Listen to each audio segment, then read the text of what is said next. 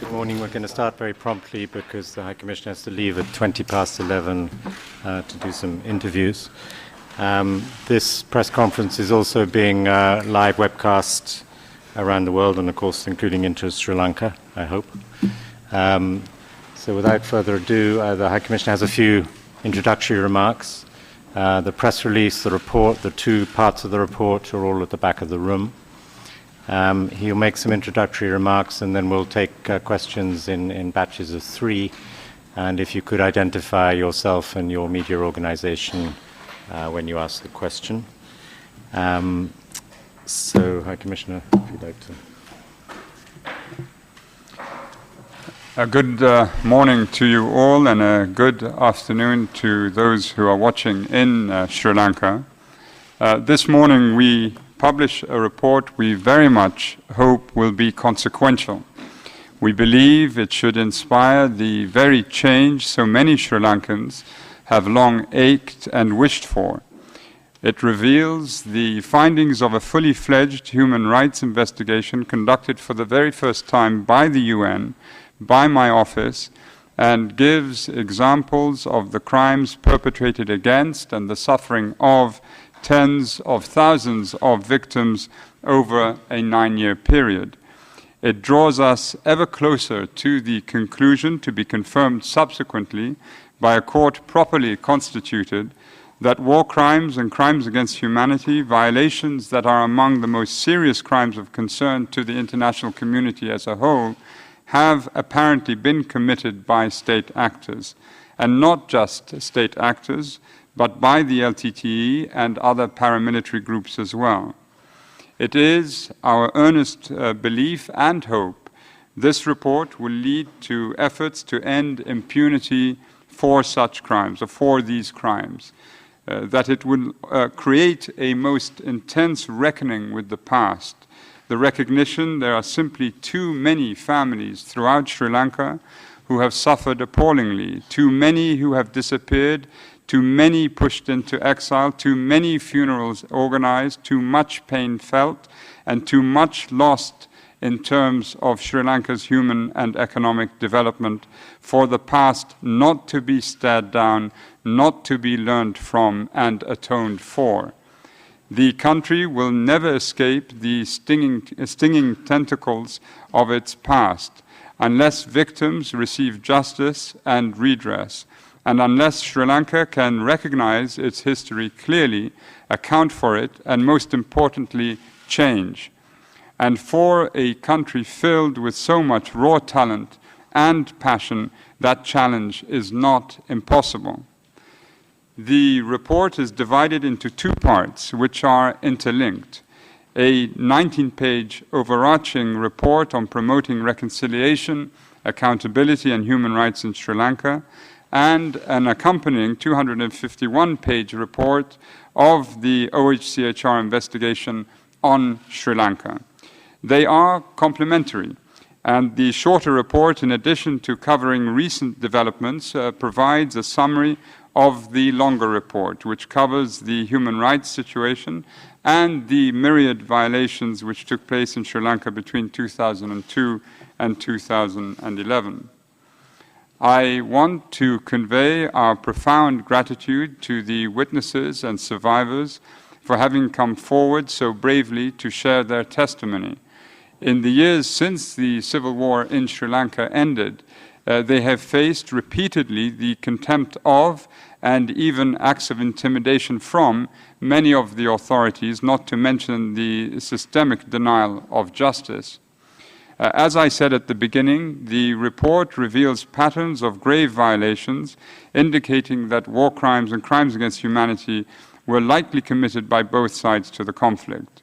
The report lays bare the horrific level of violations and abuses, including the indiscriminate shelling, extrajudicial killings, and enforced disappearances. It contains harrowing accounts of torture and sexual violence.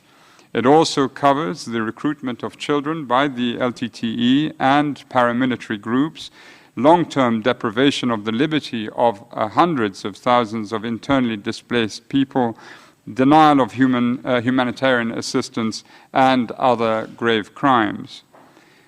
Given war crimes and crimes against humanity can only be proven in a court of law, one of the most significant recommendations contained in the report is the proposed establishment of a hybrid special court, integrating international judges, prosecutors, lawyers, and investigators.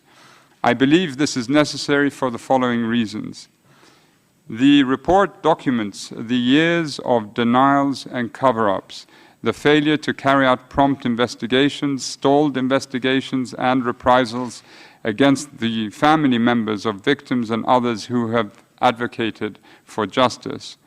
It shows how the repeated failure of successive domestic inquiries to bring justice has led to skepticism, anger, and a deep mistrust on the part of victims, particularly since many of the state structures allegedly responsible for the violations and crimes have remained in place.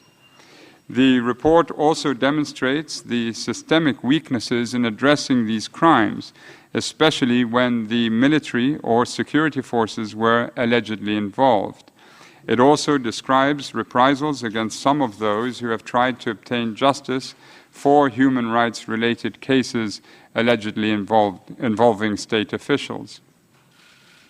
I wish to state clearly here the commitment by the new government, which has undeniably taken a number of positive steps since President Maithripala Sirisena was elected last January, to pursue accountability is commendable. And you heard that commitment repeated earlier this week by the Foreign Minister, Mangala Samarawira, with whom I've had a good number of discussions in recent months, including as recently as last Sunday. However, it is, I believe, an inescapable reality that Sri Lanka's criminal justice system is not yet ready to handle these types of crimes. First and foremost, there is the absence of any reliable system for victim and witness protection. Second is the inadequacy of Sri Lanka's domestic legal framework to deal with international crimes of this gravity and scale. The third challenge is the degree to which Sri Lanka's security sector and justice system have been distorted and corrupted by decades of emergency, conflict, and impunity. It is for these reasons the establishment of a hybrid special court integrating international judges, prosecutors, lawyers, and investigators becomes so necessary. A purely domestic court procedure will simply not succeed in overcoming the widespread and justifiable suspicions fueled by decades of violations, malpractice, and broken promises. Nevertheless, the new political context in Sri Lanka is encouraging, and I believe the international community should remain engaged and support and accompany this process, including in the setting up of such a hybrid special court. Sri Lanka must also begin to dismantle the repressive structures and culture that remain deeply entrenched after decades of erosion where human rights are concerned.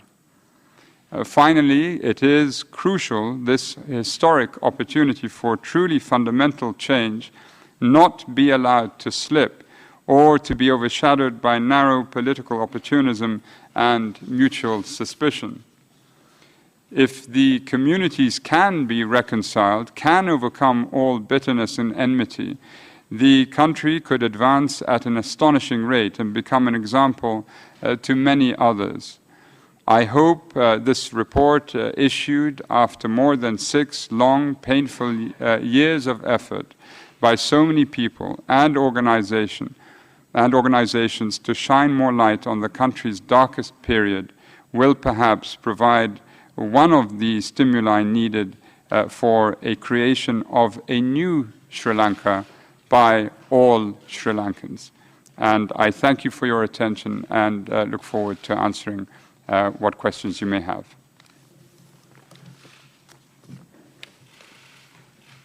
Okay, so as I said, if we could take questions in batches of 3, perhaps.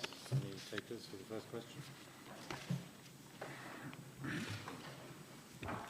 Hello, Jamie Keaton from Associated Press. I was hoping that you might be able to detail as best possible the nature of this hybrid court, particularly what kind of international participation in it. You mentioned international judges, but do you foresee them actively participating in hearings in Sri Lanka?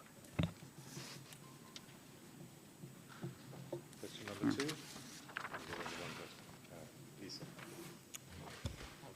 Good morning, Lisa Schley, Voice of America. High Commissioner, I'm wondering if the recommendations that you have in this report are not followed, is there concern, is there fear that Sri Lanka could once again fall back into conflict, into another devastating, decades-long war?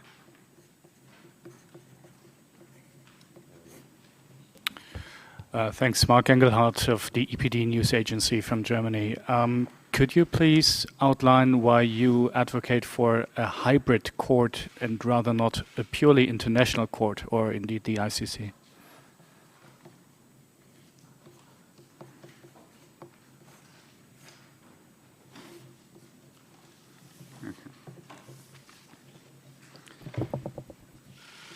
Thank you for your questions. In respect of the hybrid court and the details that will need to be worked out, should this indeed be a recommendation that is adopted, and we sincerely hope it will be, will of course be forthcoming in terms of looking at past examples of where hybrid courts or hybrid mechanisms worked really well and where they did not. And so it would be premature to establish exactly in detail what the working arrangements would be. But clearly there has to be a well-integrated international component. The exact composition of the judges and their roles at various stages of the judicial procedure that will be that will have to be put in place will come at a later time. In respect of the recommendations not being followed, is there a fear that the country could lapse into what could be a sort of continuation of a recurrent pattern? I think clearly yes. We believe unless impunity is ended and there is a reckoning of the past, the full dimensions of what this report purports to reveal, then the fear is that they may well lapse. Now, there have been commitments made to establishing a new set of institutions that will deal with truth-telling, but this must be complemented by an accountability mechanism with the participation support of the international community. And this, I think, has to be done if we are to place the victims of all the alleged crimes at the center of our discussion. In terms of the why it is we've recommended a hybrid and not a referral to the ICC, the hybrid mechanism, I think, will sort of deepen the national involvement, at the same time maintain the international focus on Sri Lanka. We have to ensure that the victims feel that this is not a replay of the past, that this court, if constituted, will advance the cause of justice and the cause of the victims in the years to come. And I think we believe that this is essential. We have also made a recommendation that the government of Sri Lanka consider acceding to the Rome Statute of the International Criminal Court. So prospectively, there is jurisdictional coverage for any crimes should they, God forbid, continue to occur into the future. And that is a recommendation that we also make. We also, I think, need to stress that my predecessor had on many occasions called for an independent international investigation, which the Human Rights Council finally mandated.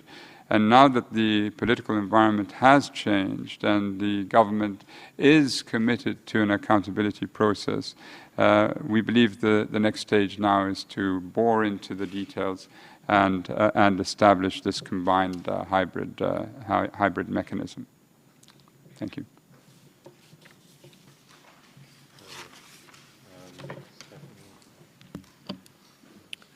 Nick Cumming, Bruce, New York Times.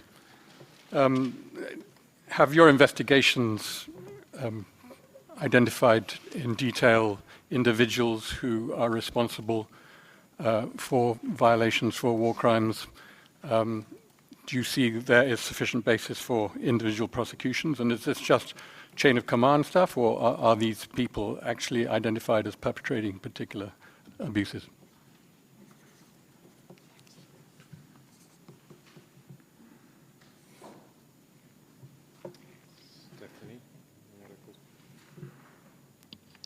Hi, Nina Larson, AFP.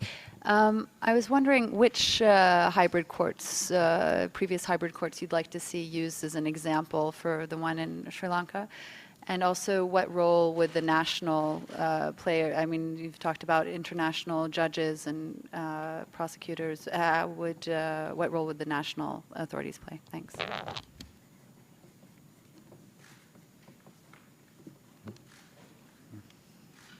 Yeah, Stephanie Nebehay, Reuters. Mr. High Commissioner, can you say, following up on my colleague's question, whether you believe that people closely associated with President Rajapaksa, including his brother, the defense minister, should be among the individuals who should be potentially looked at for possible prosecutions for their involvement? And also, as a corollary, whether there are people still in the government, high-ranking or other, whom you would like, whom you think should be at least removed from office pending investigations about their wartime role. Okay. Again, thank you for the questions. In response to the first question regarding individual culpability, it has to be borne in mind that this was a human rights investigation. And for almost the entire length of the investigation, we did not enjoy the support of the Sri Lankan authorities. Quite the contrary. All along the process, we were hampered by an inability to access the very people we needed to meet most in Sri Lanka, the victims who still remain in Sri Lanka, and there are of course many, the records, those who were close to the centers of decision making, that we had no access to. We had access, of course, to many, many witnesses outside the country, and as you've seen from other commissions of inquiry, whether they be independent or investigations led by my office, has not inhibited us from piecing together what we believe is a credible basis to suggest that crimes of interest to the international community, i.e. international crimes, have been committed. But one has to bear in mind that this is, again, a human rights investigation. And as was pointed out in a subsequent question raised, a follow-up criminal investigation will be required to then join up the picture more fully, to establish the linkage evidence more firmly, and to identify individual criminal responsibility more clearly. And this is the work that will need to be forthcoming. In terms of which hybrid courts are we, or examples of hybrid courts are we looking at? And is there sort of a specific example that we could use? I think for the first point we need to make is that in terms of Sri Lanka itself, previous mechanisms set up were almost designed to fail. And we have to design a mechanism along with the Sri Lankan authorities such that it succeeds. It would be premature at this point to suggest exactly the models or the formulations, but we will hopefully, once we sort of have this discussion, now that the report is released, with the authorities of Sri Lanka, be able to flesh out the details and then come back to you with a more detailed picture of what it is that we are thinking of now in sort of broad terms. As regards any specific individuals, again, we have not cited names in this report because we believe that we were looking at the broader sort of patterns that suggest organization and planning, and clearly then breach the threshold of what separates an ordinary crime from a crime of concern to the international community, i.e. war crimes and crimes against humanity. And we believe it will be the task and the undertaking of a subsequent criminal investigation to then establish, as I said earlier, individual criminal accountability. But clearly, once you read the report, it is clear that the organization and planning was apparent in the commission of many of these crimes.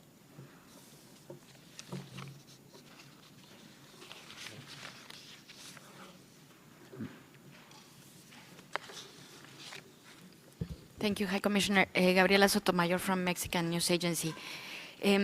Victims have been waiting for so long, so my question is if you have in mind a time frame when this court should be established, who will decide this? And my second question is if you think that victims from other conflicts in the world should have hope that justice can be done?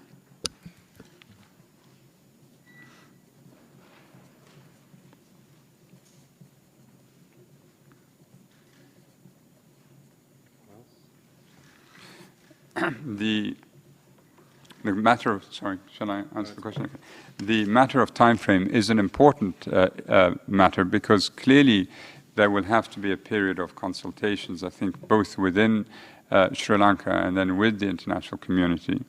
But those consultations cannot be endless, and there has to be a sense of purpose, and for the sake, as you said, of honoring and dignifying the suffering of those who've been at the receiving end of the commission of crimes, yes, it would have to. This has to be work that is done purposefully and done with a sense of urgency, but also with the requisite consultative process in place. And you raise a very interesting second question about the expectations of victims worldwide. And perhaps this should be the subject of a subsequent press conference, because clearly the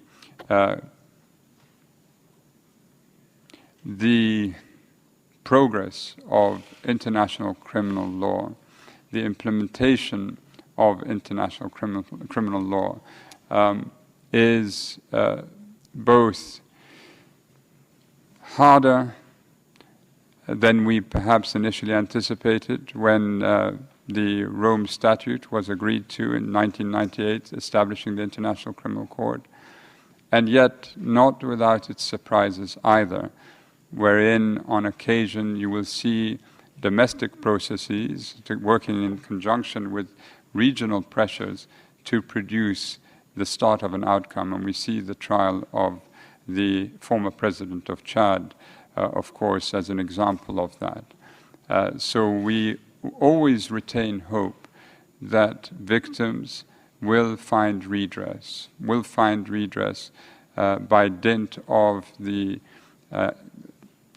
unacceptability, the fact that we have to reject the continuation of a sense of impunity for crimes committed on this gravity, or with this gravity and scale. in mind. I mean, we have to end this impunity that exists. And so I hope that Sri Lanka is now so well placed to carve and chart out a new path for itself, and thereby set an example for other countries. And yes, as a consequence, hopefully other victims in other countries will likewise see justice done to them. Thank you.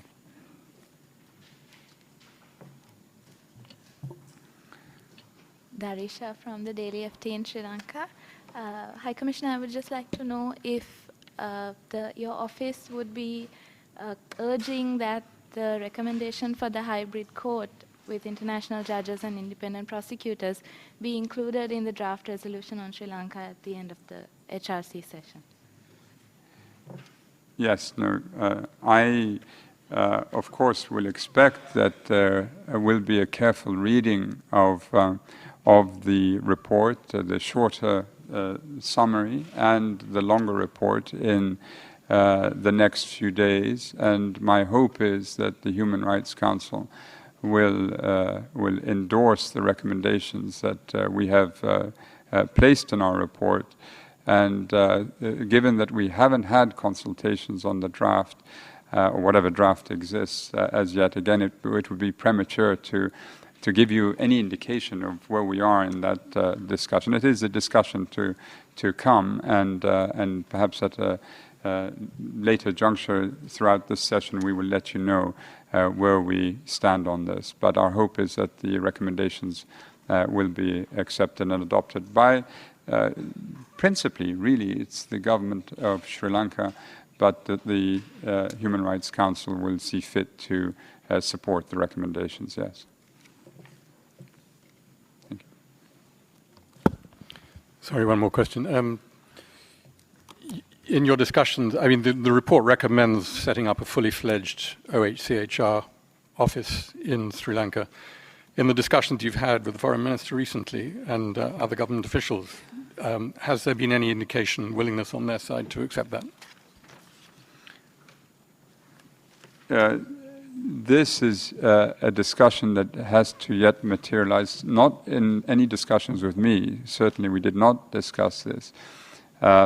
Although I had cordial discussions with the Foreign Minister on a number of occasions, as all of you know, there was no U-turn in the support that we had hoped would be extended to the investigation.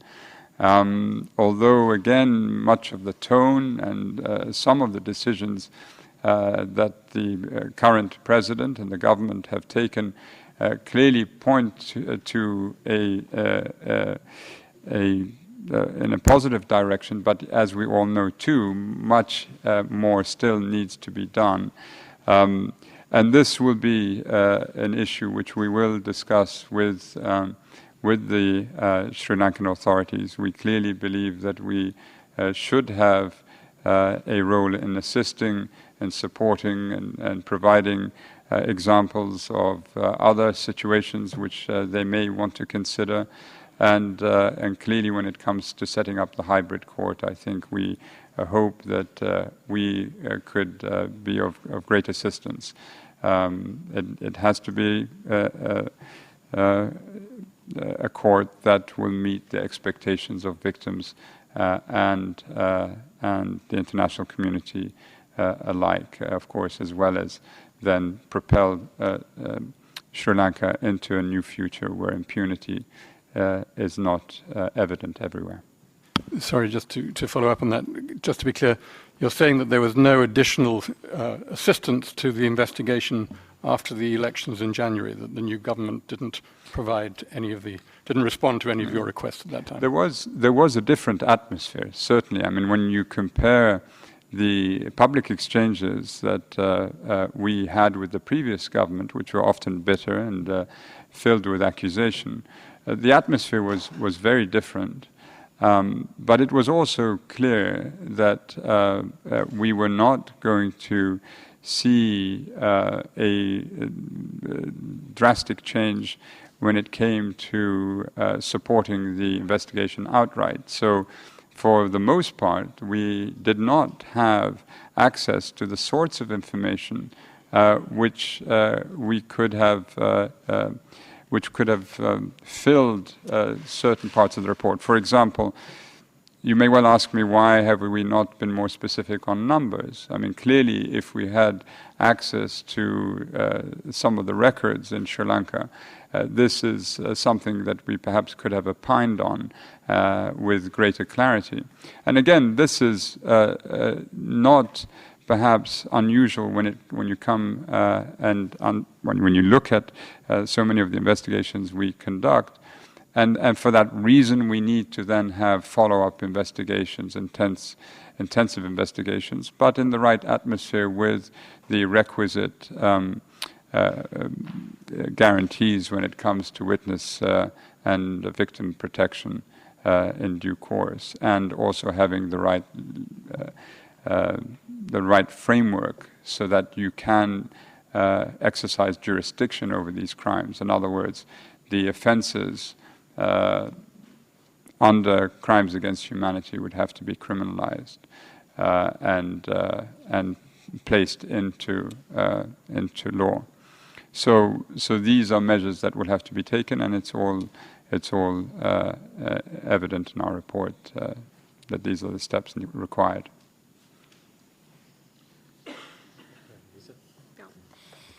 I was wondering if anything in this shocking report was particularly shocking to you, and if your investigators found that violations, abuse increased during the waning days of the war. There were reports of 40,000 civilians, Tamil civilians, being killed, even though many of them were in protected zones. Did you corroborate that? And did you find that most crimes were committed by the security forces, or were the Tamil Tigers still committing crimes as well? Yeah, the report, I think, is rather unique, not simply because it was the first fully fledged UN report that covers a 9-year period, and not just looking at a fixed number of months during the apex of the conflict. And it is the diversity in terms of the crimes allegedly committed and the severity of them that was really quite astonishing. I did mention that the crimes of a sexual nature, I think, made harrowing reading, and you will see this for yourselves once you read the report yourselves. I think most Sri Lankans, most who want to realize, given after all that so many families have suffered for so long over the decades, realize that much was not right with the way that the state dealt with some of its internal problems. This report will not be earth-shattering in terms of its revelations where many in Sri Lanka are concerned. What it will do, though, is it provides focus and clarity in a way that no previous UN report of this scale has done. And we believe will create a good foundation for a subsequent criminal investigation then to proceed on this basis. There is a lot of analysis that's still required, and that will come at a later stage.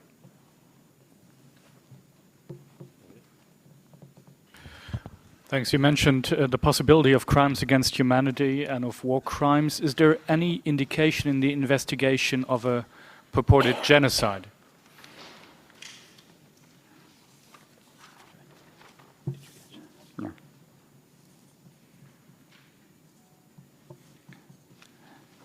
That is not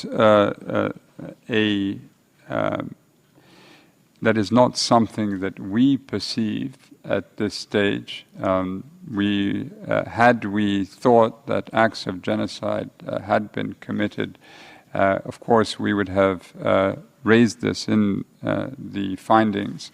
That is not to say that at a subsequent stage, once investigations were conducted, that is implausible. But for the time being, it is not something that we perceive as having allegedly happened.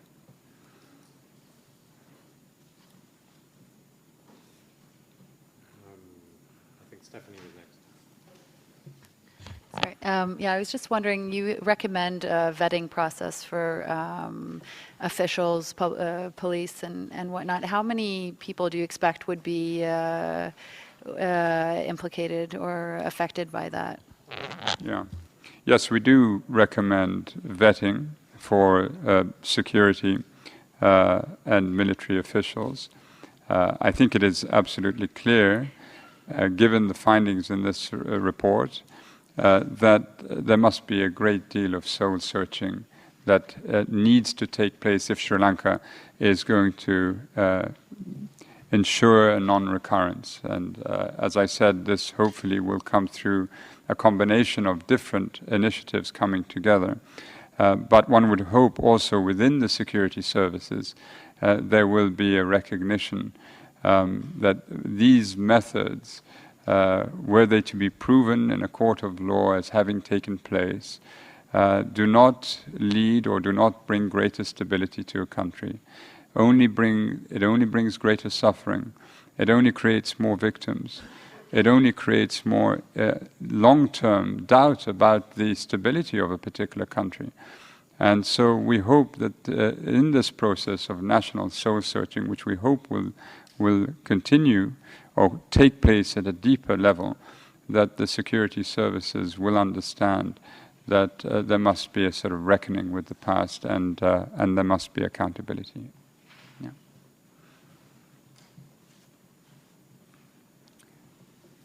This time, definitely, Stephanie. Yeah. No? Any final questions? Yeah. Yes. Sorry.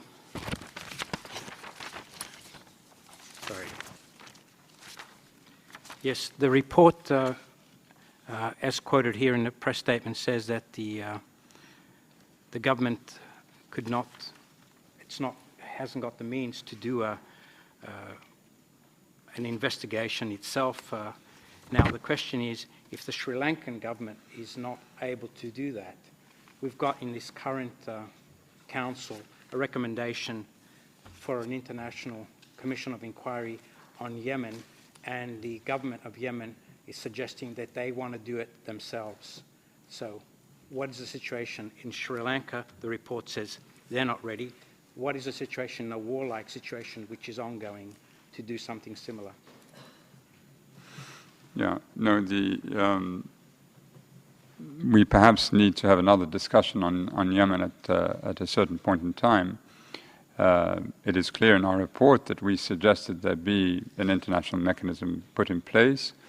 The Yemenis have set up, are willing to set up, have indicated to us that they're going to set up a national mechanism, and we don't see them as mutually exclusive in the case of Yemen, and this we have welcomed, and I welcomed it in my statement 2 days ago.